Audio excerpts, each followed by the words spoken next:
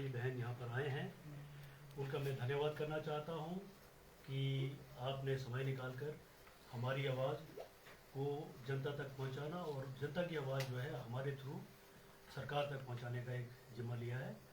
मैं इसके लिए आपको तहे दिल से धन्यवाद करना चाहता हूँ। और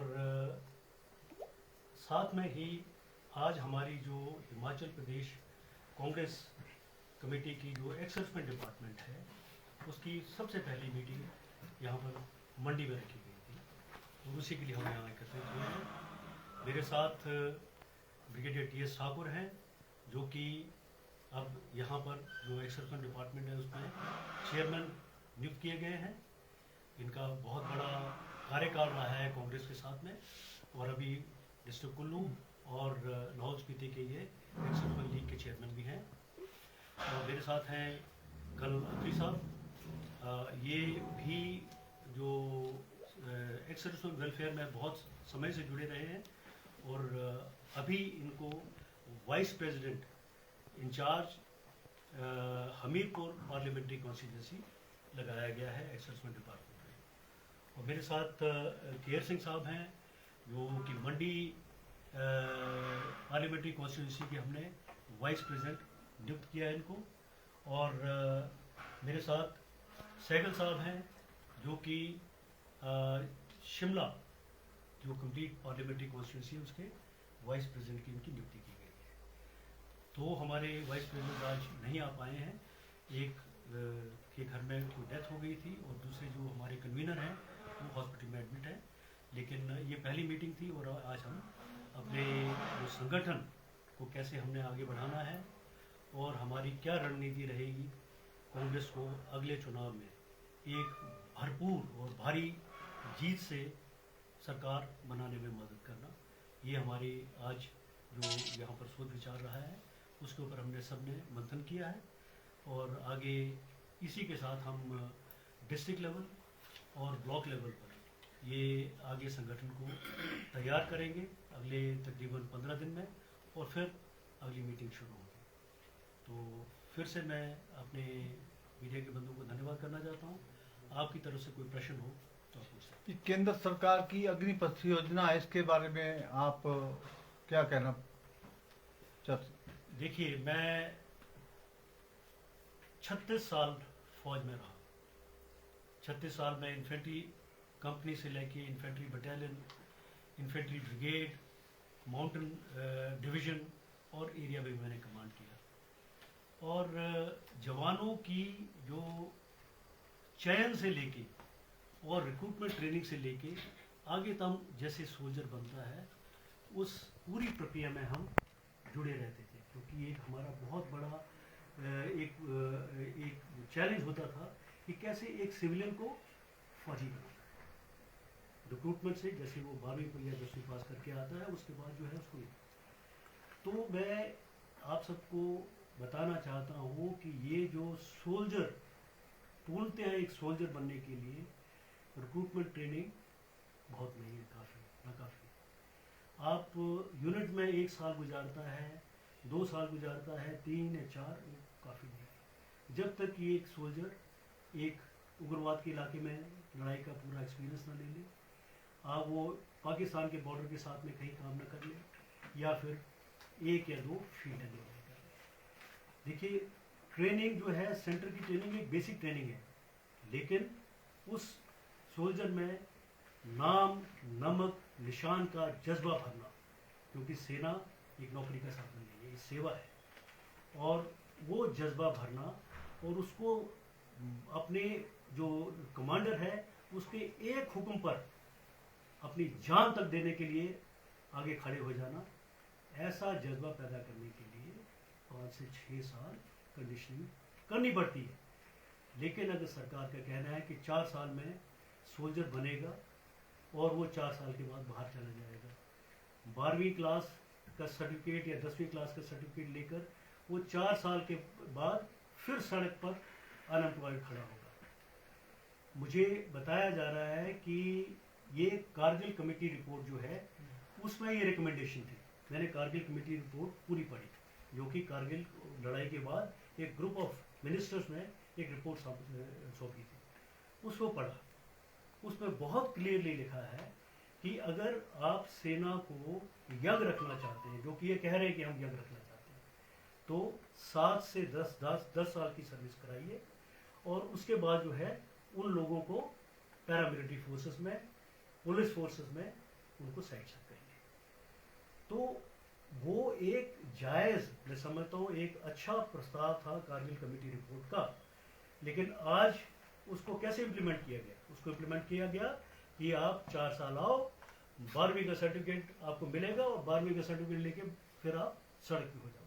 वो 4 साल सरकार ये नहीं समझ रही है कि उस लड़के ने उसमें टेक्निकल कोर्स करता, वो MBA करता, डिग्री करता इंजीनियरिंग की, मेडिकल करता, लेकिन 20 साल का आया और 24 साल के बाद सड़क पर फिर वो बिना किसी रोजगार के खड़ा है। कह तो रहे हैं 10% हम दे देंगे, 10% क्या होता है? और कह रहे हैं कि जो 12वीं क्लास के पास लड़के के लिए कॉर्पोरेट वर्ल्ड जो है बाहें फैलाए बैठा है। कॉर्पोरेट वर्ल्ड 12वीं क्लास के लड़के के लिए गेट के ऊपर उसको सिक्योरिटी गार्ड रखेगा, इसके अलावा कुछ नहीं रखेगा। क्या हम ये कॉर्पोरेट वर्ल्ड के लिए सिक्योरिटी गार्ड तैयार कर रहे हैं? डिसिप्लिन देखिए, ये बात ले जानी पड़ेगी। कल एक भारतीय जनता पार्टी के बड़े सीनियर लीडर ने बड़े फक्र से कह रहे हैं, एक वीडियो वायरल हुआ है कि कोई भी ऐसा अग्निवीर आएगा तो मैं सबसे पहले उसको अपने दफ्तर की सिक्योरिटी में रखूंगा। शर्म की बात है, शर्म की बात है। ये सरकार इसके ऊपर गौर करे। आप देखिए, जब तक उस नौजवान को नौकरी का एश्योरेंस नहीं होगा, 4 साल के बाद वो अपने दिलो जान से इस देश की सेना के साथ नहीं जुड़ेगा। ये आप लोगों को समझना पड़ेगा, एक आम जनता को भी समझना पड़ेगा।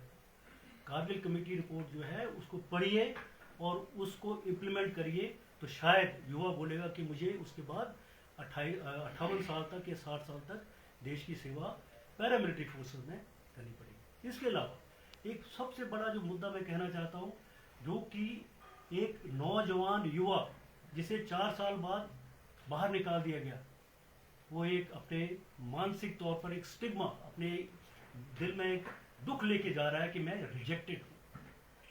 तो क्या ये रिजेक्टेड आदमी जो है वो बाकी जगह के लिए सिलेक्टेड है?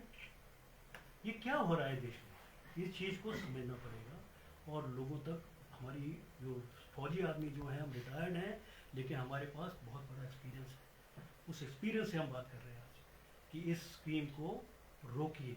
इस स्कीम को अगर लगाना है तो फिर उस जवान की सर्विस को बढ़ाओ, जैसे कि कारगिल कमेटी रिपोर्ट में कहा गया है। 7 से 10 साल करिए ताकि वो सेना में भी अच्छा काम दे सके और उसके बाद उसका भविष्य भी जो है वो बचा रहे। कहीं ये इजराइल पैटर्न तो नहीं है जिसमें हर नौजवान को सेना? हाँ, उसके बाद मैं कहना चाहता हूँ, देखिए इजराइल, अमेरिका, सिंगापुर, यूरोप बोलते हैं कि वहाँ पर भी ये 4 साल का पैटर्न है। मैं इस देश की सरकार से पूछना चाहता हूँ कि जो सिंगापुर है उसके कोई बॉर्डर्स पे दुश्मन बैठे हैं? या यूरोप के जो देश हैं वो क्या आपस में लड़ाइयाँ लड़ रहे हैं? क्या ऑस्ट्रेलिया में लड़ाई हो रही है बॉर्डर्स के ऊपर? हमारे देश की जो भौगोलिक परिस्थितियां हैं वो ऐसी हैं कि नॉर्थ में 3700 किलोमीटर की LAC है। इजराइल तो लड़ रहा है, इजराइल हमास के साथ लड़ रहा है और हमास आज एक 1950 के जो हथियार है उनके साथ में वो रॉकेट दाग रहा है। वो दुश्मन नहीं है, लेकिन हमारे साथ में जो दुश्मन है वो हमसे, उनका जो हमारा जो रक्षा बजट है वो 20 गुना ज़्यादा है। सोचिए, 20 गुना ज़्यादा रक्षा बजट, 3 गुना ज़्यादा हमसे फौज, जो उनके पास बाकी न्यूक्लियर वेपन्स हैं, न्यूक्लियर मिसाइल्स हैं उनके पास, हमारे पास भी है, लेकिन ये हमारा दुश्मन है। जो कि LAC के ऊपर आपने देखा इस लद्दाख में क्या हुआ। ये आए दिन वहाँ झड़पें हो रही है। ये चाइना कह रहा है कि पूरा अरुणाचल प्रदेश मेरा है, ये हिमाचल की शिपकला और ये पूरी वैलीज हमारी है। क्या उस ऐसे दुश्मन के होते हुए हमारे वेस्ट में देखिए, वहाँ पर पाकिस्तान एक न्यूक्लियर देश और वहाँ पर इंस्टेबिलिटी है। इतना बुरा हाल है कि किसी भी टाइम पर सिविल वॉर वहाँ पर सिविल युद्ध शुरू हो चुका है। अफगानिस्तान में देखिए, जहाँ पर कि अमेरिकी फौजें थी और वो वहाँ से निकल गई और तालिबान का राज आ गया। श्रीलंका देखिए, हमारे साउथ में जहाँ पर कि इतनी बड़ी इंस्टेबिलिटी और चाइना पूरी तरह से वहाँ काबिज हो रखा है। बांग्लादेश आज हमारे साथ में, कल नहीं था, परसों क्या होगा कोई मालूम नहीं। नेपाल, उसका हाल ये है कि चाइना की गिरफ्त में आ चुका है। ऐसी भूगोलिक परिस्थितियाँ उन देशों में नहीं है जहाँ ये 4 साल की सेना जो जाती है। ये हमारे साथ में इतना बड़ा प्रयोग इन भौगोलिक परिस्थितियों में नहीं होना चाहिए। मैं समझता हूँ सेना जो है एक बहुत बड़ा स्तंभ है हमारे देश को, अगर अखंड रखा है नॉर्थ ईस्ट से नॉर्थ और वेस्टर्न बॉर्डर्स को और सदर्न बॉर्डर्स को इस सेना ने रखा है। चाहे हमारे सोल्जर सेचन में नौकरी कर रहे हैं चाहे कहीं भी कर रहे हैं। इसके साथ मैं एक और बात बताना चाहता हूँ, ये 4 साल का सोल्जर, अमेरिका ने 10 साल जो एक तालिबान के साथ अफगानिस्तान में लड़ाई की, क्या आप जानते हैं कितनी कैजुअलिटी हुई उस 4 साल के सोल्जर की? 5000 से ज़्यादा वो सोल्जर शहीद हुए वहाँ पर, और उससे भी कहीं ज़्यादा कहीं पर कैजुअलिटीज हुई, क्योंकि एक्सपीरियंस नहीं था। आप 6 महीने की ट्रेनिंग देके एक सोल्जर नहीं बना देते जब तक कि उसमें एक्सपीरियंस नहीं आया। एक्सपीरियंस हमारे जो CDS chief of defence staff जो पुराने जनरल रावत साहब, उनकी भी वीडियो वायरल है। वो कहते हैं कि सेना में आना एक जज्बा है और सैनिक तब बनता है जब उसको अपने एक्सपीरियंस से वो फैसले लेना शुरू करे। लड़ाई जब होती है, जब कारगिल के युद्ध में ऊपर टाइगर हिल पे विक्रम बत्रा चढ़ रहे थे, तो उनको वहां पर कोई कमांडर नहीं था बताने वाला, उनको खुद फैसले लेने थे। यहाँ से फायर हो रहा है तो मैं क्या करूँ, वहां दुश्मन बैठा तो मैं क्या करूँ। तो वो अपनी ट्रेनिंग के जरिए, एक्सपीरियंस के जरिए ये काबिलियत आती है।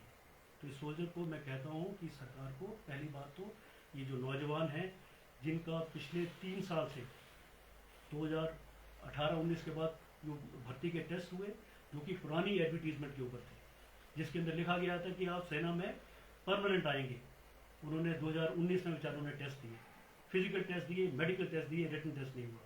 2021 में फिर एडवर्टीजमेंट आई, फिर जवानों ने वो फिजिकल टेस्ट दिए, मेडिकल कराया, लेकिन उनके रिटन नहीं हुआ। एयरफोर्स के जो जवान हैं जाने वाले, उन्होंने तो रिटन भी पास कर लिया है, लेकिन उनको भी नहीं बुलाया। और आज कह रहे हैं कि 14 जून को जो ये अग्निपथ की योजना है ये उनके लिए भी लागू होगी, उनका रिटर्न कुछ नहीं होगा, बाकी सब कुछ रद्द हो चुका है। तो वो ठगे से महसूस कर रहे हैं, उनका गुस्सा जायज़ है, मैं समझता हूँ गुस्सा बहुत जायज़ है। लेकिन मेरी मीडिया बंधुओं के जरिए और मीडिया के थ्रू मेरी एक ही गुजारिश है कि नौजवानों, हिंसा का रास्ता मत लो। हिंसा करोगे तो आप पहली बात एक डिसिप्लिन सोल्जर बनने की काबिलियत नहीं आ सकते। दूसरी बात, आप देश की प्रॉपर्टी को नुकसान कर रहे हो, वो आपकी जेब का पैसा है, आपके टैक्स पेयर का पैसा है, उसका नुकसान कर रहे हो।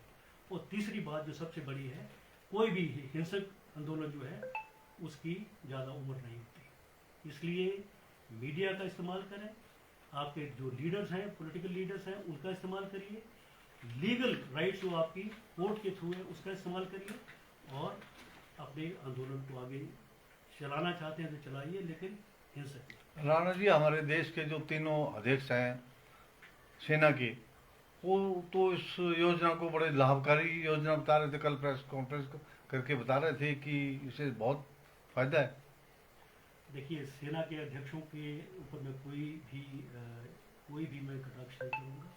वो सेना के अधिकारी हैं, वो सेना को लीड कर रहे हैं, वो सरकार के साथ में जो भी उन्होंने फैसला लेना वो सरकार के साथ में। हमारी सेना जो है वो ए पॉलिटिकल सेना है, वो सरकार का जो हुक्म होगा उसके साथ में चलेगी। लेकिन उन्हीं के बीच में हमारे जो रिटायर्ड आर्मी के जो चीफ रहे हैं जनरल VK सिंह, उनसे जब सवाल किया गया तो उनका क्या कहना था कि मुझे तो इस योजना के बारे में कुछ ज़्यादा पता ही नहीं। तो आप समझ सकते हैं कि क्या हो रहा है। ये इशारे आपके लिए बहुत हैं। Okay sir.